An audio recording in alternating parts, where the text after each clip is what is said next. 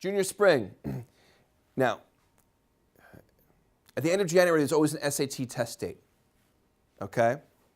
It's usually not a test that a lot of juniors take. It's usually a test that students overseas take because there's no March test, usually their first SAT, right? Or it's actually the last exam that seniors can take for the admission cycle. So even though the deadline is January 1st for most schools, those schools will still consider January SAT scores, okay? The end of January, you also want to start creating your school list.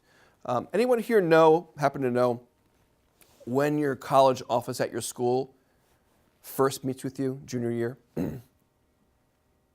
It's usually the end of January, early February, okay?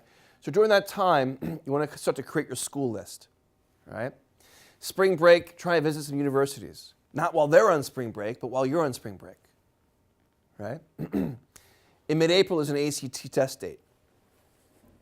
That's the first time that, well, actually, no, we're in New Jersey. And in New Jersey, you can take the February ACT. So, but in mid-April is an ACT date. Early May is an SAT date. It's also a good time for APs and SAT2s for juniors. In fact, if you're taking AP courses in subjects that have subject tests, it's a great idea to take the subject test in May, because you're taking it a week or two before your AP exam, and the AP exam is the varsity version of the subject test's JV, okay? The subject tests are, the middle school version of the high school exams.